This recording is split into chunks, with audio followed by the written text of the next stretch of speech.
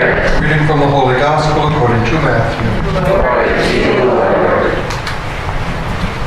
As Jesus passed by, he saw a man named Matthew sitting at the customs post. He said to him, "Follow me." He got up and followed him. While he was at table in his house, many tax collectors and sinners came and sat with Jesus and his disciples. The Pharisees saw this and said to his disciples, "Why does your teacher eat with tax collectors and sinners?" He heard this and said to them, "Those who are well do not need a physician, but the sick do. Go and learn the meaning of the words, 'I desire mercy and not sacrifice.' I did not come to call the righteous, but sinners." The Gospel of the Lord. Praise to you, Lord Jesus Christ.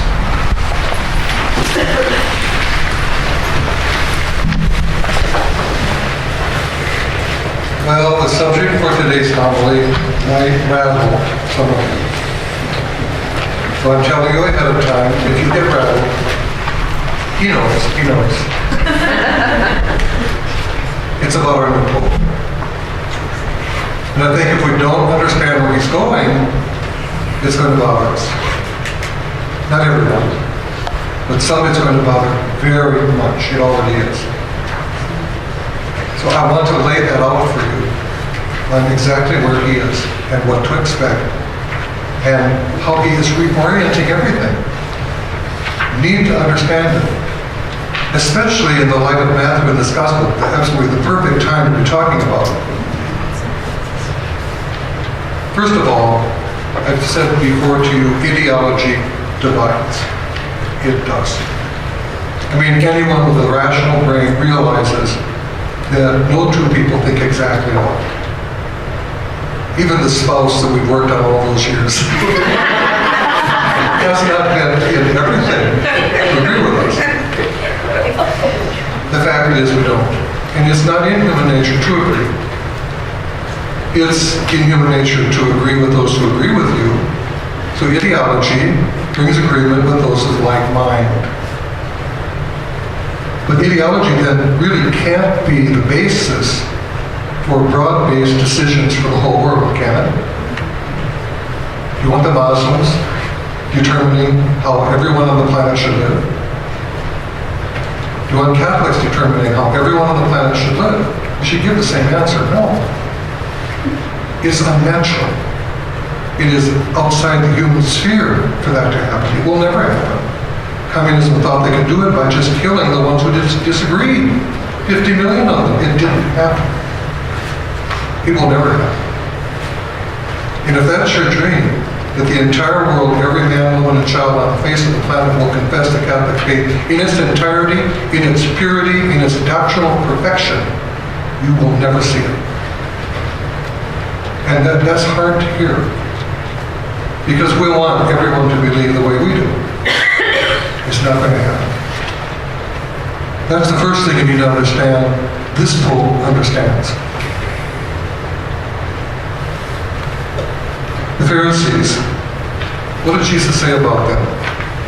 He said, do what they tell you. In other words, he wasn't disagreeing with the practice of the religion of the Jews or the teachings of Moses. He wasn't disagreeing with any of that. He said, do what they tell you. In other words, practice what they say, but don't do what they do. There was a huge separation here, a disconnect between what Moses was teaching and the practice, the daily practice of the Pharisees, many of them, which was a contradiction because it was without mercy. That was his big beef with the Pharisees. You are without mercy. And what does it say in Matthew that I just read? Go and learn the meaning of these words, I desire mercy, not sacrifice. That's the gospel chosen for St. Matthew's feast day. I desire mercy, not sacrifice. Well, and so along comes the Good Samaritan, and he helps the Jew in the ditch, and he has words of radical complaint against the publican, or against the priest and the Levite who walked right on by. because they had their exercises in the temple and was on the list, and they were going to be held responsible for being there to offer what? Sacrifice. To offer the prayers of sacrifice. And they should have stopped, because mercy is more important than sacrifice. That's what he said. I desire mercy, not sacrifice. Well, it puts it in first place, doesn't it? Well, what does that do with our precious, precious teachings and religion? It doesn't do anything to them. It just moves them where they belong. Second place. Oh, that's so hard to hear. Oh, no, that can't be. There can be no place, there can be no church if our teachings are not in first place. Everything follows from that. No, it doesn't. Love and mercy have to be in first place. Everything follows from that. That's what this book is telling you. And he's taking it right out of the gospel. How does that work? If doctrine is not our measure of what's most important in the church, it's radically important, but it's not most important.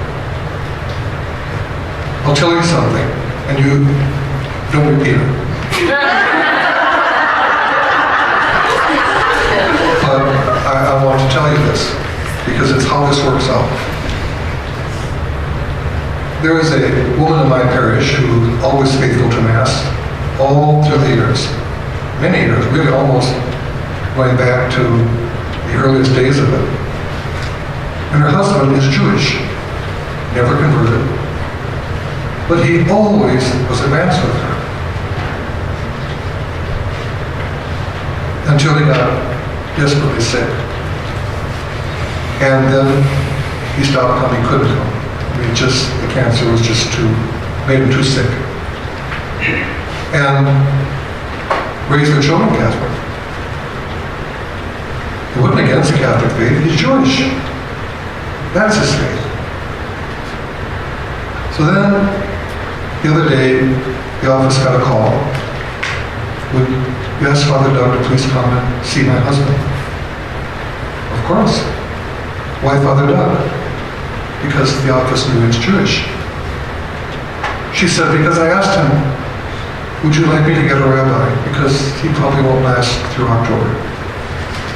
He's been sick for about 3 or 4 years. And do you want me to call a rabbi? He said, no, a priest. Okay, so I get my little book and it says, okay, the only way I can do anything for him is that he's baptized. I don't open that book. I leave it home. And I pray, Lord, what do you want me to do in this case? This book said last week, the tribunal, the confessional, should not be a house of horrors, a torture chamber, as we call it. It should be the place where the Holy Spirit tells the priest how to minister. So I did that. And I took my walls on. And we talked a little bit. And then I said, I would like to anoint you. Can I? And his eyes welled up with tears. Yes. And so I did.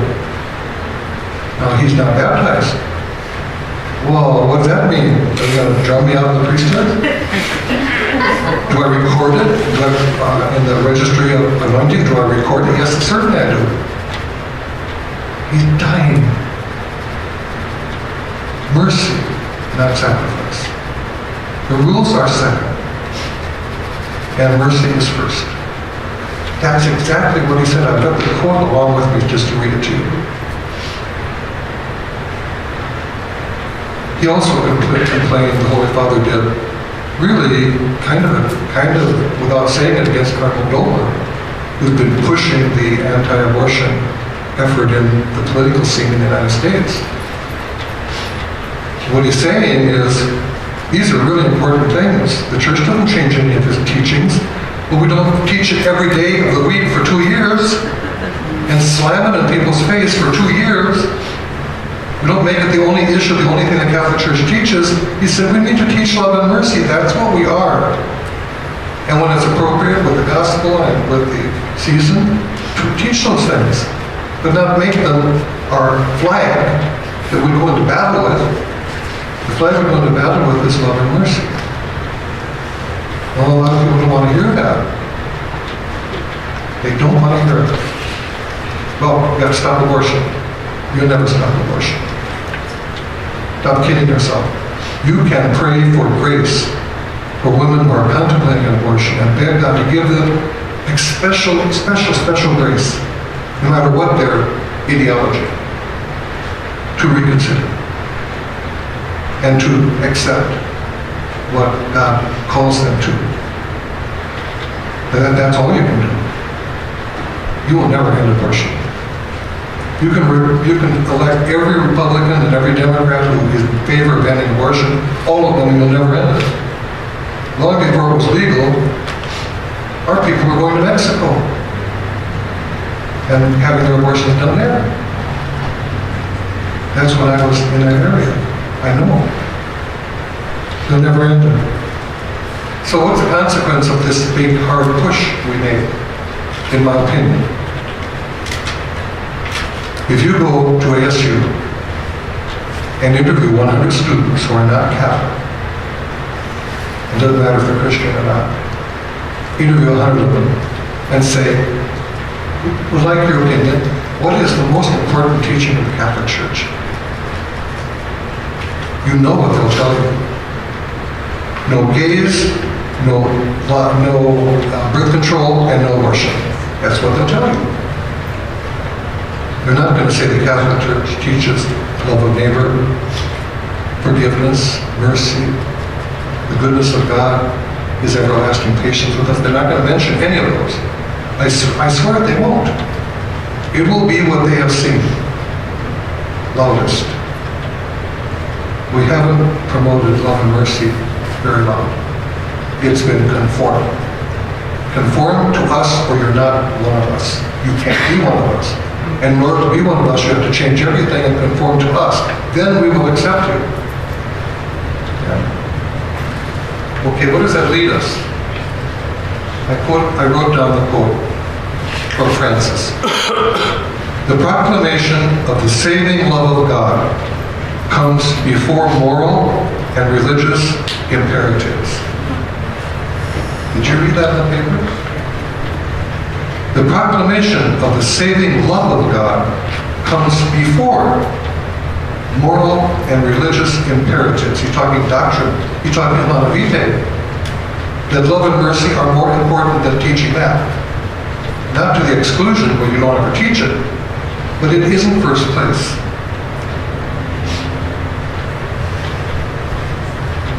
The church is the home to all. Okay, we talked, I think, last time about how wide the doors of the church have to be in order to receive the world into the church.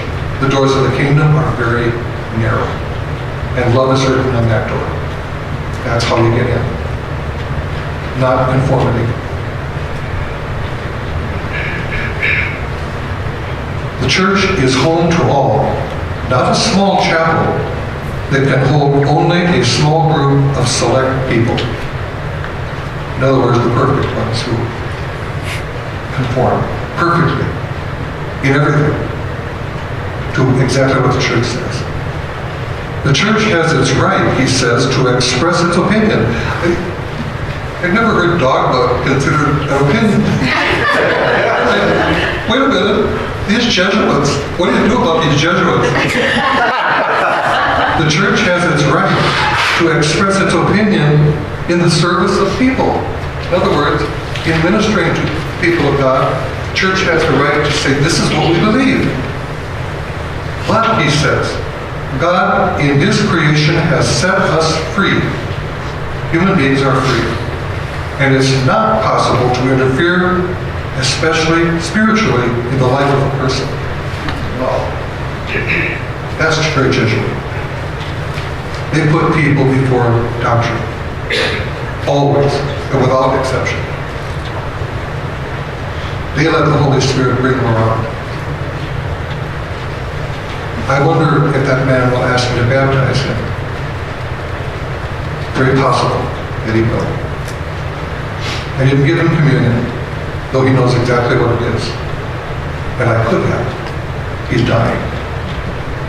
But I'm waiting to see if he will say, that's a pastoral decision. I feel moved by the Spirit in ministering to this man, that I have to minister in the way that is best for him, in order to bring him into the wide doors of the church. And then the Holy Spirit can say, you know what?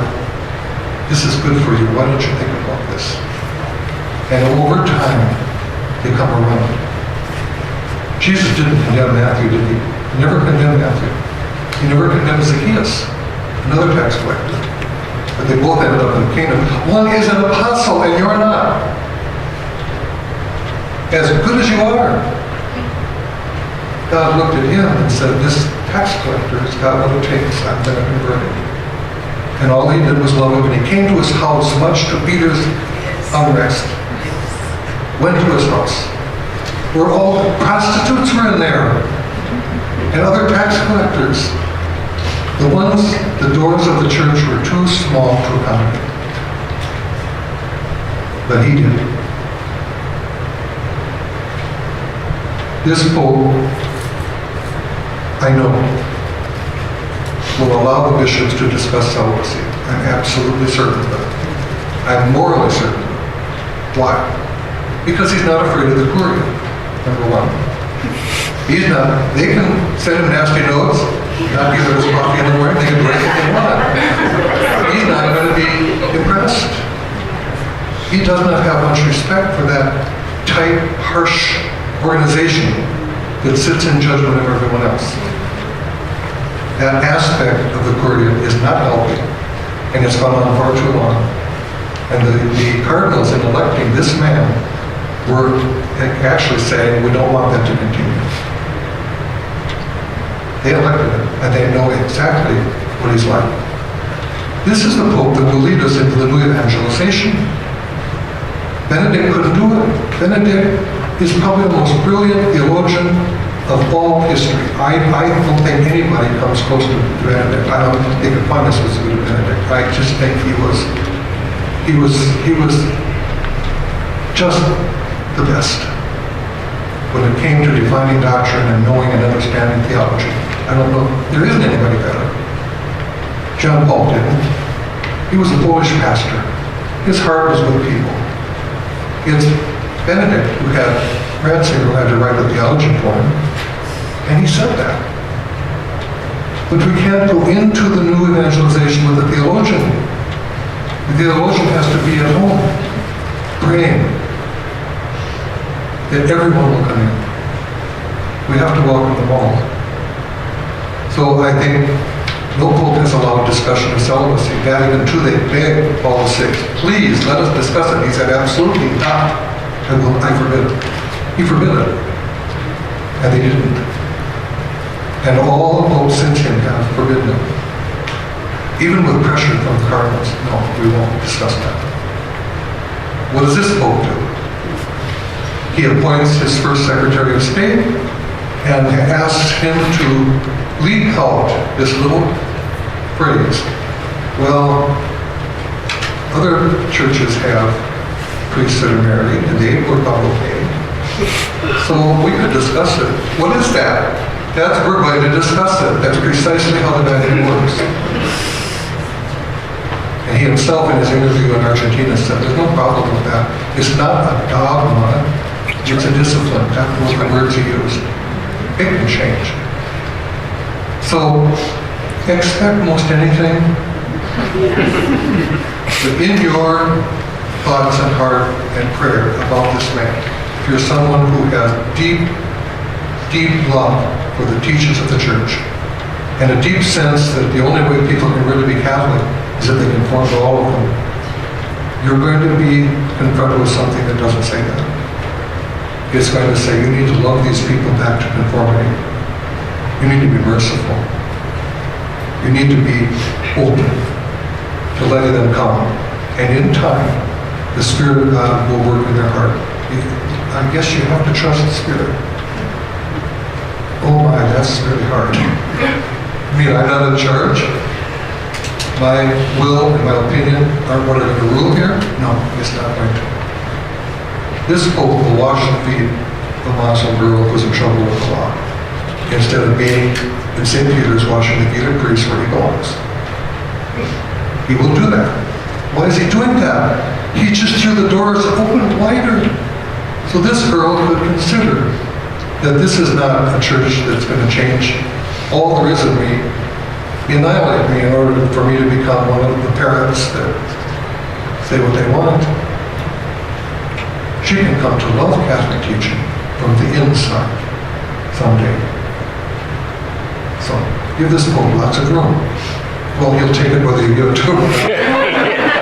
But maybe in your mind and heart you need to open up a little and just let him be what he's called by God to be in the new evangelization. That's what I think. Let us pray.